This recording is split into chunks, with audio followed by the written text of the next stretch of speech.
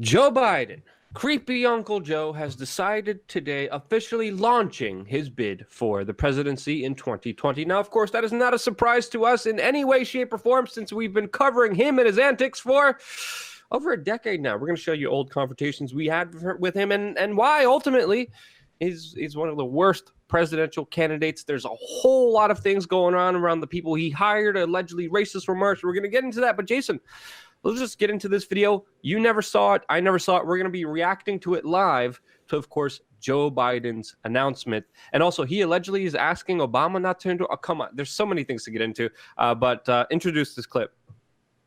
Yeah, so here it is. I mean, you said it best. I haven't watched it. You haven't watched it. But Joe Biden, 2020. Let's throw up together. Charlottesville, Virginia is home to the author of one of the... Hold on. I'm going to pause it where he just says, Trump. Okay. Oh, we're still recording. I never stopped. Yeah, just tie them together and just go to you. Yeah, no, I just got to remind myself to edit this one. Charlottesville, Virginia is home to the author of one of the great documents in human history. We know it by heart. We hold these truths to be self-evident, that all men are created equal, endowed by their Creator with certain inalienable rights. We've heard it so often, it's almost a cliche, but it's who we are. We haven't always lived up to these ideals. Jefferson himself didn't, but we have never before walked away from them. Charlottesville is also home to a defining moment. I got to stop that before he starts talking about the defining moment. He just took a swipe at Jefferson. Think about how left that is. Jefferson himself didn't live up to those standards. Now, is that correct that, he did have slaves and have sexual relationships with them and take it? Sure, but I mean, to start your presidential campaign taking a swipe at one of the most beloved figures in American history ever, maybe not the way to go, Joe. I say, wow. Look at the emotional music, the undertones, the direct eye contact, the toupee, talking about we're all equal. Again, this is, playing into, of course, the social justice warrior, woke undertones where we're all equal. Don't you dare say men and women are different than each other. Don't you dare say we're all equal. And then bringing up the first thing, Charlottesville. Is that really what his presidency wants to be about? Charlotte, let's keep going here. This is crazy. For this nation in the last few years.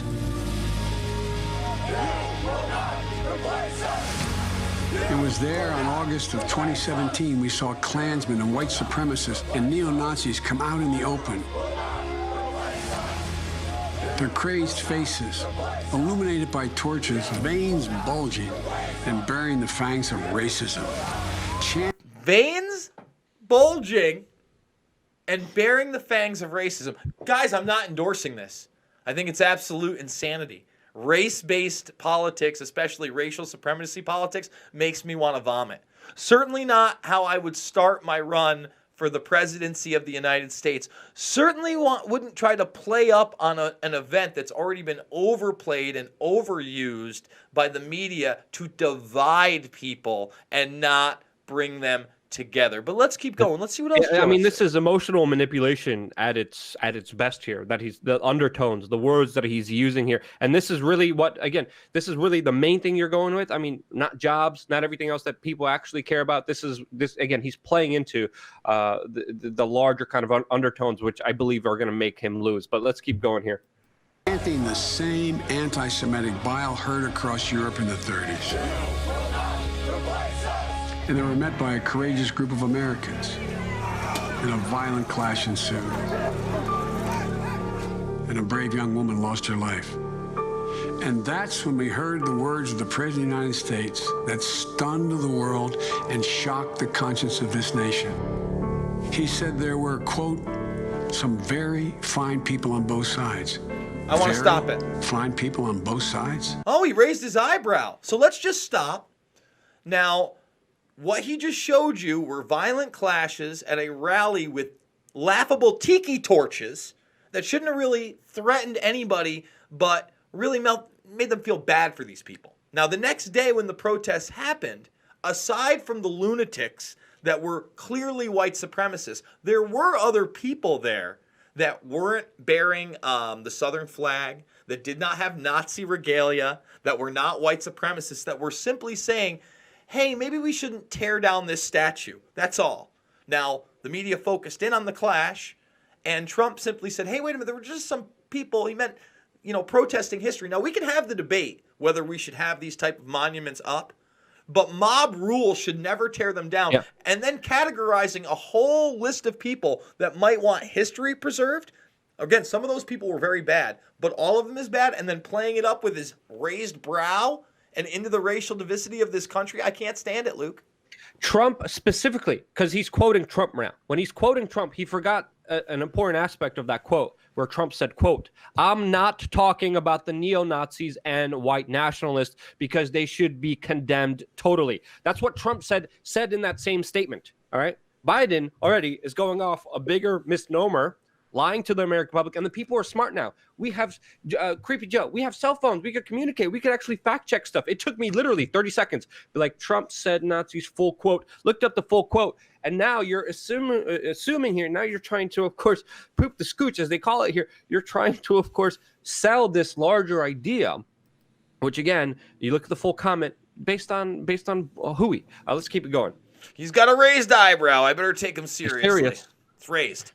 With those words, the President of the United States assigned a moral equivalence between those spreading hate and those with the courage to stand against it. And in that moment, I knew the threat to this nation was unlike any I had ever seen in my lifetime. I wrote at the time that we're in the battle for the soul of this nation. Well, that's even more true today. We are in the battle for the soul of this nation.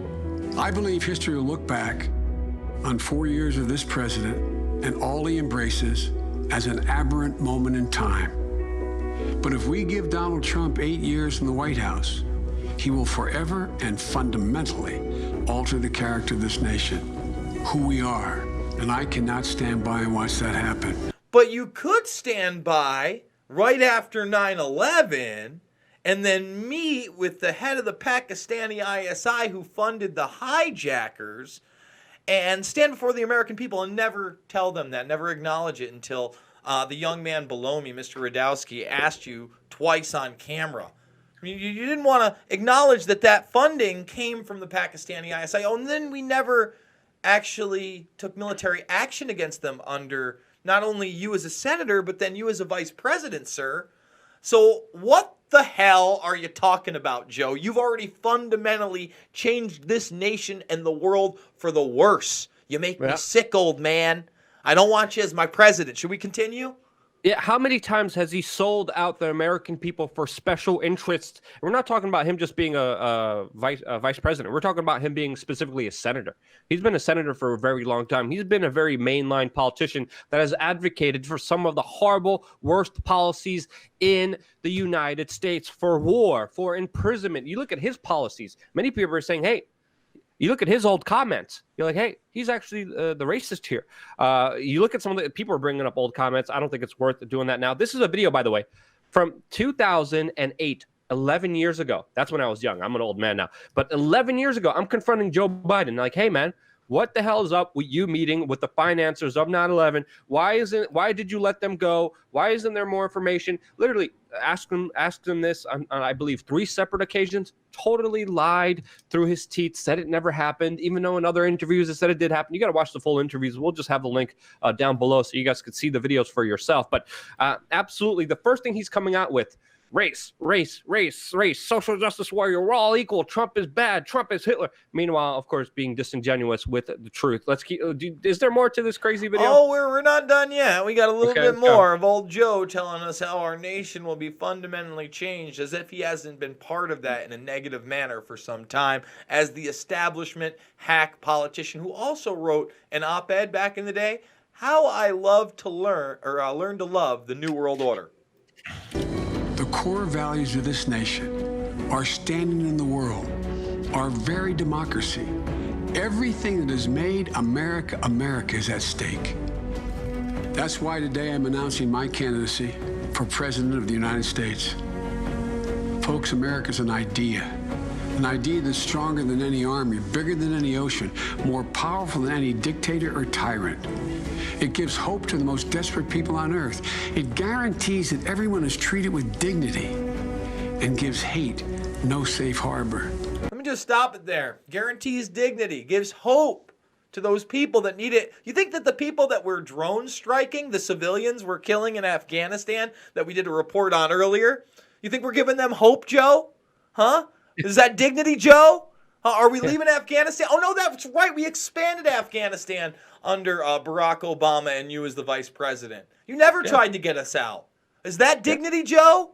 He voted and supported the Iraq war. No one even talks about that at all. He's a warmonger. We talk about real issues, real dignity, real looking up to people. Talk about the actual issues that matter and affect people and reach out and touch them or kill them all around the world because of U.S. policy. Let's talk about those issues, okay? Let's stop race baiting and playing on people's emotions to try to manipulate them and running on a policy of all those hyperbolic talking points and saying, I'm different, when we know, Joe, you're not different than any other cookie cutter politician that will be bought out by special interests, which you have been bought out so many times, and you will say and do whatever they tell you to do. You keep promise us all this stuff. But again, even the promises are crap here. And I think most of the Americans will realize it because he's promising, I'm different than Trump. Trump bad, Trump racist.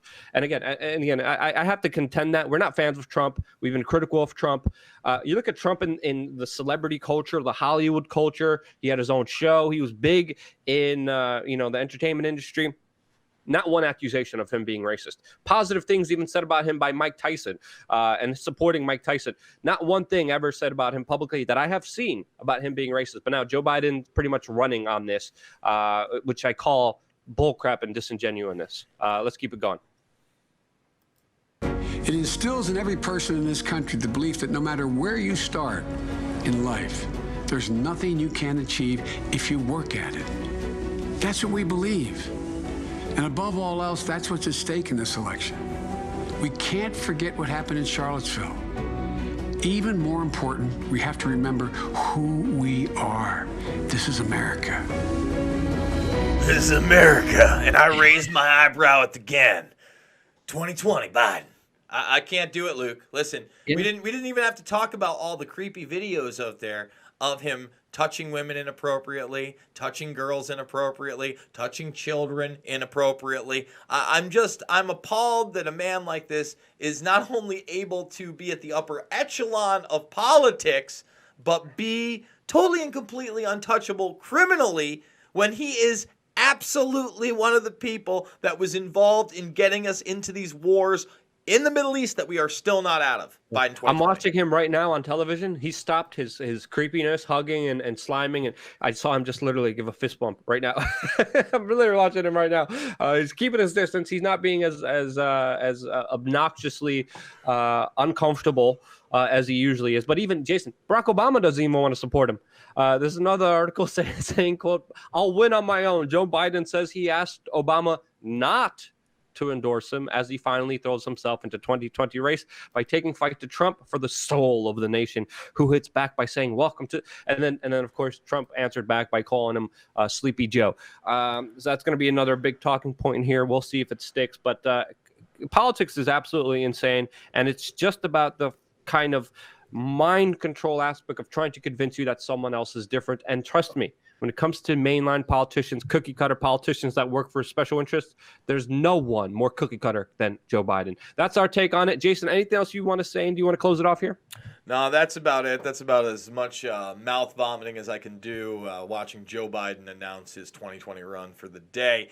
We're doing 4 videos across 2 platforms. If you're not subscribed to WeAreChange and Pulse Change, please do so. Guys, those subs mean so much to us.